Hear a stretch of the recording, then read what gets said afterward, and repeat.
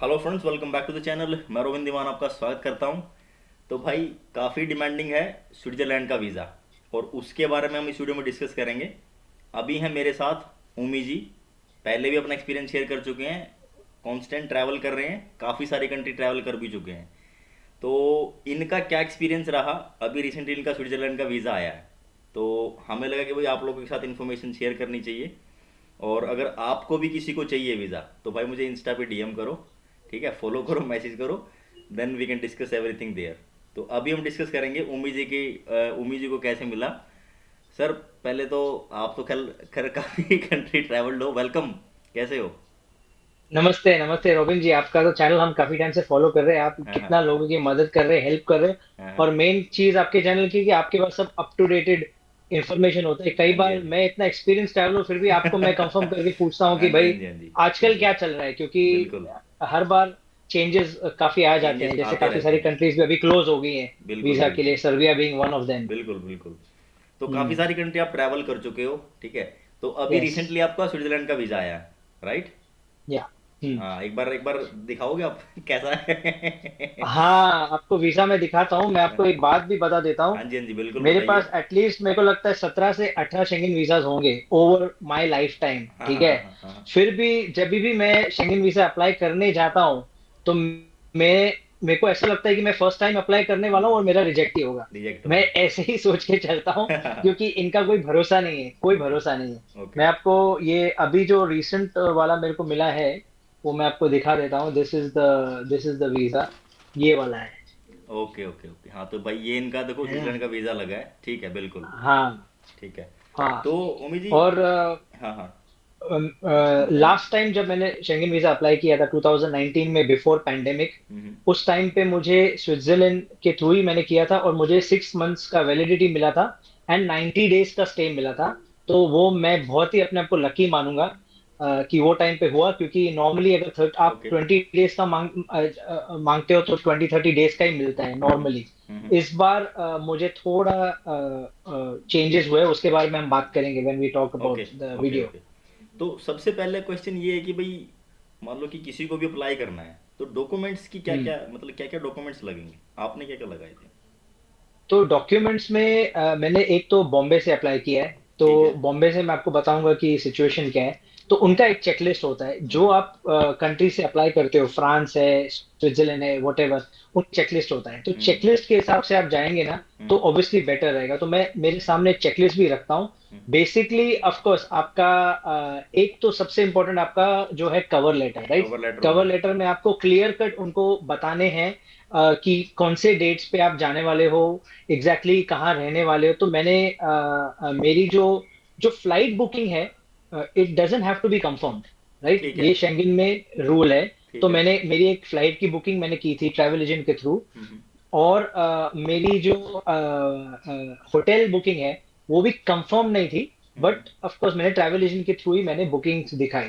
ठीक और है। मैंने बहुत सिंपल दिखाया कि क्या है, मेरे पास यूएस वीजा भी है। तो मैंने ऐसे दिखा हुआ है कि मैं 2 हफ्ता स्विट्जरलैंड में रहूंगा, फिर मैं जाऊंगा यूएस, ओके। समझो 2 महीने के लिए, ठीक है। और मैं वापस आऊंगा और एक हफ्ता फिर से स्विट्जरलैंड में रहूंगा। ओके। तो कवर लेटर में भी मैंने बहुत सिंपल रखा है कि मैंने एक ही सिटी दिखाई, ज्यूरिक दिखाई, या आप बेसल दिखा लो या जिनीवा दिखा दो। हम्म या आपका जो प्लान रहेगा, अगर हम्म आप एक हफ्ता स्विट्जरलैंड जाओगे और फिर 3 दिन ऑस्ट्रिया जाओगे, तो जो भी आपका प्लान रहेगा, हम्म। आप पहले तो वेरी क्लियरली आप उनको ये कवर लेटर में एज अ समरी, मेरे ख्याल बिल्कुल। से कवर मतलब लेटर हैज टू बी बहुत ही क्लियर होना चाहिए। मतलब ये कि भाई उसमें कोई डिस्क्रिपेंसी नहीं होनी चाहिए। हाँ, जो है कि आपका जो जिस तरीके का आपका प्लान है ना, उसके अकॉर्डिंग ही आपको मेंशन करना उसमें। बाकी फालतू की चीज़ें नहीं लिखनी, राइट? Correct, absolutely absolutely. ठीक है। तो वीजा एप्लीकेशन फॉर्म होता है जो आप डाउनलोड कर हाँ सकते हाँ। हो, और ऑनलाइन भर देते हो, वो भी बहुत सिंपल है। ठीक है। फिर उसके साथ मैंने ऑफ कोर्स कवरिंग लेटर लगाया। अब मेरा, अगर आप कहाँ काम करते हो, तो हम्म उनके लिए एक इंट्रोडक्शन लेटर रहता है। तो it is a letter from your company. Hmm. तो उसमें वो भी स्टैंडर्ड एक डॉक्यूमेंट होता है। ठीक है। मैंने मेरे सैलरी स्लिप्स वगैरह लगाए। जो मैं शिप पे काम करता हूँ, तो हमारा हम्म। थोड़ा डिफरेंट प्रोसीजर है। तो बिल्कुल। मैंने उसके डॉक्यूमेंट्स लगाए। ट्रैवल इंश्योरेंस बहुत ही क्लियरली लिखा हुआ है, 30,000 यूरो मिनिमम या 50,000 USD इजीली का मिल जाता ट्रैवल है, कोई बड़ी इंश्योरेंस इशू है। नहीं है। इजीली मिल जाता है। मैंने एक दिन पहले ही बुक किया था। आईसीआईसीआई का है, हम्म। दूसरे भी है, टाटा ठीक है। टाटा का भी ठीक है। है। तो आप कोई भी कर सकते हो। फ्लाइट रिजर्वेशन है, इधर क्लियरली लिखा हुआ है reservation, not necessary confirm ticket, तो फ्लाइट रिजर्वेशन था। ठीक है। प्रूफ ऑफ अकोमोडेशन था। हम्म। फिर प्रूफ ऑफ फाइनेंशियल स्टेटस, ठीक है। हम्म। तो आईटीआर हो इसमें गया। आपकी लास्ट, हाँ इसमें लास्ट 3 मंथ्स की सैलरी स्लिप, ठीक है। एंड लास्ट 3 मंथ्स की आपकी सैलरी जिस बैंक अकाउंट में आती है, उस हम्म। बैंक अकाउंट के लास्ट 3 मंथ्स के statement with stamp and signature of the bank, ठीक ठीक है, है। ओरिजिनल। ठीक है। ये इंपॉर्टेंट है। ठीक है। फिर लास्ट 3 मंथ्स के पर्सनल बैंक अकाउंट, अगर आपका सैलरी के अलावा कोई और बैंक अच्छा। अकाउंट है अच्छा, वो तो भी आप लगा वो भी सकते दिखा हैं। सकते हो। हाँ, उसमें क्लियरली उनके चेकलिस्ट में ये मेंशन्ड है। ओके। एंड जितना मेरे को लगता है बैंक स्टेटमेंट में अगर आप जितना ज्यादा दिखाओगे, आपका आपके पास जो भी है तो हम्म। अच्छी बात है। हम्म। कोई तो उनके आपका केस स्ट्रांग बनता है, specially if you are a solo traveller, ठीक है। तो ठीक है। उस केस में। एंड पर्सनल आईटीआर जो हम्म। है वो लास्ट 2 इयर्स का चाहिए हम्म। स्विट्जरलैंड के केस में। हम्म।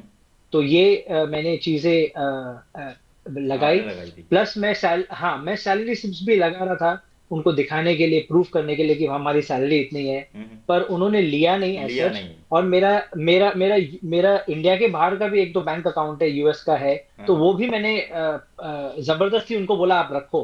ओके। ले नहीं रहे थे, उन्होंने खाली इंडियन बैंक अकाउंट ओके। ही मांगा जिस पे ओके। स्टैम्प था। लेकिन ओके। मैंने उनको बोला आप हाँ। ले लो। ओके। प्लस और कोई डॉक्यूमेंट इसके अलावा तो एक्चुअली चाहिए नहीं। अगर आप हम्म। स्टूडेंट हो तो स्टूडेंट्स के हिसाब से कुछ अलग एक दो डॉक्यूमेंट होगा, एक फॉर्म होगा। अगर आप हम्म। अंडर 18 हो तो हम्म। आपको चेकलिस्ट में आपको क्लियरली उसमें लिखा रहता है कि क्या क्या चाहिए। अगर आप सेल्फ एम्प्लॉयड हो तो उसका एक अलग डॉक्यूमेंटेशन रहता है। तो बिजनेस जिनका है उनका एक अलग जीएसटी रजिस्ट्रेशन फॉर्म वगैरह वो सब रहता है। तो हम्म। मेरे केस में बहुत ही सिंपल था। एक्स्ट्रा डॉक्यूमेंट्स लेके जाओ, कौन सी कब काम आएंगी यू बिल्कुल नेवर नो। बिल्कुल बिल्कुल। बट लेते ऑनलाइन वो वही अपॉइंटमेंट हैं जो ले लेना चेकलिस्ट है। के हिसाब से ही लेते हैं, राइट? Yes, absolutely absolutely. अच्छा, मैं आपको एक बात बताता हूँ। फॉर एग्जांपल मेरा B1 B2 यूएस का वीजा है। हम्म। तो मैंने कवर लेटर में दिखाया है उनको कि मैं 2 महीना यूएस जा रहा हूँ, फिर वापस शेंगेन जोन या स्विट्जरलैंड में आ रहा हूँ। हम्म। तो उनके चेकलिस्ट में क्लियरली लिखा है कि वो यूएस वीजा का भी एक जेरोक्स डालना चाहिए, चेकलिस्ट में है। ओके। लेकिन जब मैं उनको ये जेरोक्स दे रहा था, हम्म। उन्होंने पहले लिया नहीं। हम्म। तो मैंने उनको बोला आपके चेकलिस्ट में लिखा है कि if the applicant continues to travel to a third country, hmm. UK, US, Canada, hmm. After leaving the Schengen zone, the visa of the next country has to be obtained first. Okay. And उसमें एक checklist है कि भाई आपको इसका xerox देना है। तो मैंने उनको देना है। जब इंसिस्ट किया तब तभी उन्होंने लिया। हालांकि मैंने, मेरा जो पासपोर्ट है नया एंड पुराना, रबर बैंड में आपको डालना है। आपको और कोई वे में आपको स्टेपल नहीं करना है, कुछ ओके। नहीं करना है। अगर आप ओके। पुराना पासपोर्ट दे रहे हो तो आपको रबर बैंड से डालना है। ठीक है। ठीक है। एक फिर ही लेंगे। तो मैंने ओके। पुराना पासपोर्ट भी दिया जिसमें मेरा वीजा था। तो ओके। उस हिसाब से केस थोड़ा स्ट्रांग हो, जितना आप बनाने की कोशिश कर सकते हो वो बेटर है।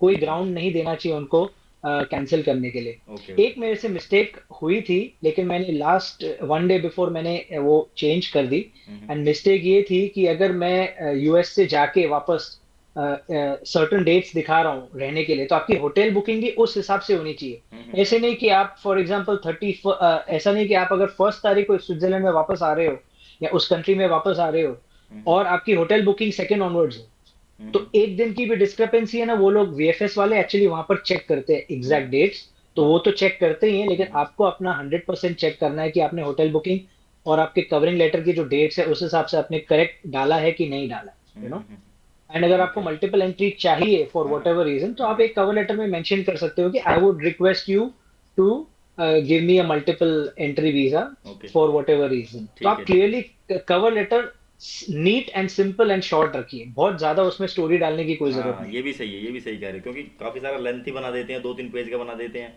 और उसमें फिर वही स्टोरी स्टोरी चलती है, तो उसका भी फायदा नहीं है मेरे हिसाब हम्म। से। हम्म। जितना बुलेट पॉइंट हो उतना अच्छा है मेरे हिसाब ओके। से। ओके। तो अच्छा, अभी के टाइम में अपॉइंटमेंट कितनी जल्दी मिल रही है?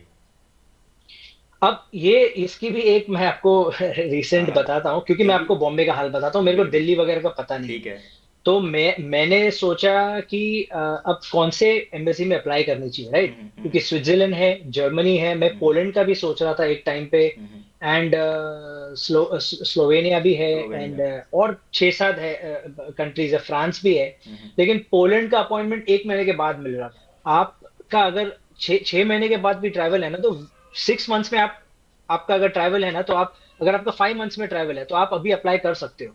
Okay. You don't have to apply एक दो महीना पहले, यू अच्छा नो। अच्छा तो अच्छा। ये आई डोंट थिंक पहले था, हम्म। पहले आई थिंक 2 या 3 महीने का लीड टाइम था, लेकिन अभी उन्होंने बोला है कि अगर आपको 6 महीना विद इन 6 मंथ्स आप अप्लाई कर सकते हो, कोई हम्म। कोई प्रॉब्लम नहीं है। तो हम्म। ये मेरे ख्याल से अच्छी बात है, एंड ये मैं सजेस्ट करूंगा कि ये अच्छा टाइम है अप्लाई करने के लिए। ओके। 1 2 महीने में बस समर चालू हो जाएगा एंड बहुत लोग अप्लाई करना शुरू कर देंगे, तो बिल्कुल। फिर केसेस भी बढ़ते जाएंगे, केसेस यू नो। बढ़ते चले जाएंगे तो क्योंकि ये एक टिप मैं आपको क्योंकि एज एन एक्सपीरियंस ट्रैवलर ये बोल सकता हूँ। बिल्कुल बिल्कुल, ये आपने बिल्कुल सही बात बोली, ये तो हैक दे दिया आपने, ट्रैवल हैक। हाँ कि भाई क्योंकि अभी हाँ, चांसेस ट्रैवल ज्यादा, जब है। ज्यादा लोग अप्लाई करेंगे ना तो रिजेक्शन के चांसेस भी थोड़े ज्यादा रहते हैं।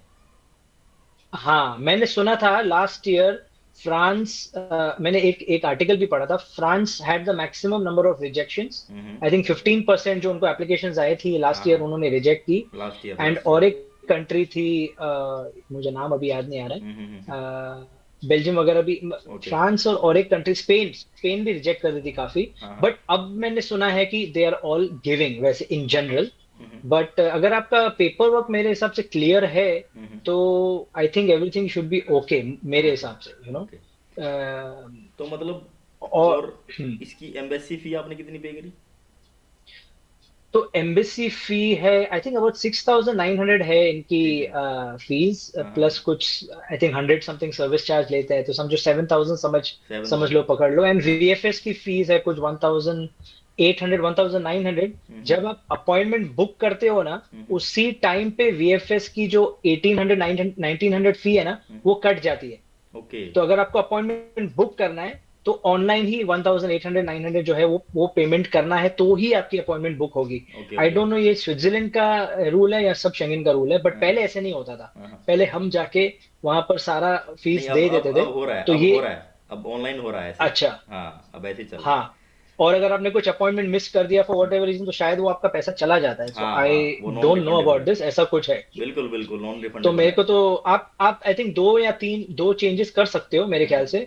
बट अगर नो शो होगा तो फिर वो पैसा चला जाता है जो भी है। हम्म। तो अप्रोक्सीमेटली अगर आप बोलोगे तो 7,000 वीजा का कॉस्ट है, हम्म। 1,800 900 समझो ये वीएफएस का कॉस्ट है, अबाउट 9,000। और समझो मैंने अभी अप्रोक्सीमेटली 14 1500 का इंश्योरेंस, तो 10 साढ़े 10 हजार का पूरा वीजा का कॉस्ट है, hmm. Including insurance and hmm. VFS fees and all hmm. That.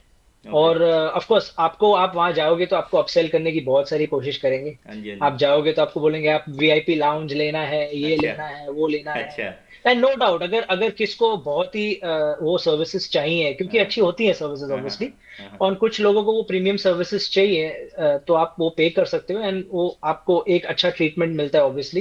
ठीक है। गारंटी तो सेम ही है। हम्म। अगर आपका पेपर वर्क नहीं होगा सही, तो वो तो वैसे भी वीजा नहीं आपको मिलेगा। ओके। बट हाँ, आपको एक्स्ट्रा सर्विसेज ले सकते हो। मैं आपको एक बात बताता हूँ, मैंने एग्जैक्टली 1 वीक में आ गई थी।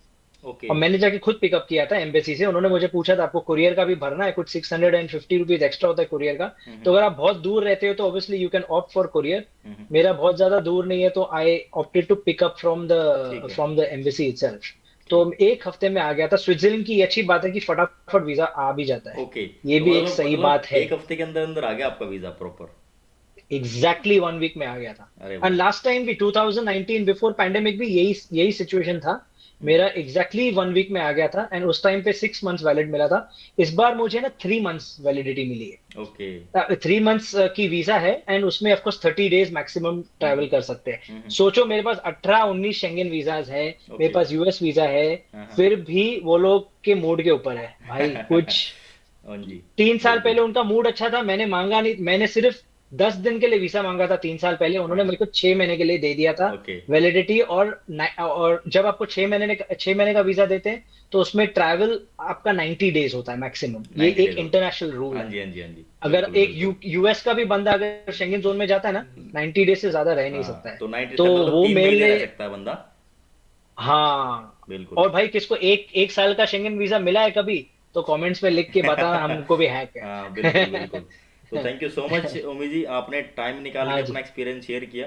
और देखो भाई, आपको लेटेस्ट इन्फॉर्मेशन पता चली है कि अभी स्विट्जरलैंड का वीज़ा इन्होंने कैसे लिया है, क्या क्या डॉक्यूमेंट लगाए, एकदम हम्म डिटेल में। हम्म प्रॉपर पूरी हम्म फी भी इन्होंने बता दी, अपॉइंटमेंट का भी इन्होंने बता दिया, और एक एक डॉक्यूमेंट जो इन्होंने लगाया खुद, वो भी इन्होंने बता दिया। हो हम्म सकता है कि इनसे आपकी ट्रैवल हिस्ट्री मैच कर रही हो, काफ़ी सारे लोग होंगे हम्म बिल्कुल डेफिनेटली। तो भाई तो आप हम्म। बिल्कुल ट्राई कर सकते हो, और चांसेस भी हैं ज़्यादा कि आपको वीज़ा मिलेगा। अगर भाई आपको किसी को भी एब्सोल्युटली। वीज़ा चाहिए या फिर इससे इन्फॉर्मेशन लेनी है, तो भाई इंस्टा पे मुझे फॉलो करो, मैसेज करो, रिप्लाई आपको मिल जाएगा। एब्सोल्युटली। तो थैंक यू उमी जी। और उमी जी का भाई, उमी जी से अगर आपको कोई इन्फॉर्मेशन लेनी है तो इनके चैनल का लिंक भी आपको डिस्क्रिप्शन में मिल जाएगा, वहाँ पे इनसे हाँ, मैं कॉन्टैक्ट कर आपको सकते बताने हैं। वाला था, मैंने अप्रोक्स अभी मैं वेरी सून 81st कंट्री में जाने वाला हूँ, तो अबाउट 80 कंट्रीज हो गई है। तो I am trying to cover new countries as much as possible. तो यूट्यूब पे आपको जर्नी दिखेगी। आपको तो पता है, मैंने लास्ट ईयर बिल्कुल 4 मंथ्स बिल्कुल ट्रैवल किया था 8 कंट्रीज में। तो बहुत सारी अमेजिंग कंट्रीज में मैं गया था, ईस्ट यूरोप में, जॉर्जिया एटसेट्रा एटसेट्रा। तो उसकी भी वीडियोस अभी आ रही है। बिल्कुल रशिया का भी सीरीज शुरू होने वाली है, तो बिल्कुल बिल्कुल। Fingers crossed. तो भाई आप चेकआउट कर सकते हो, जाके डिस्क्रिप्शन में मिल जाएगा।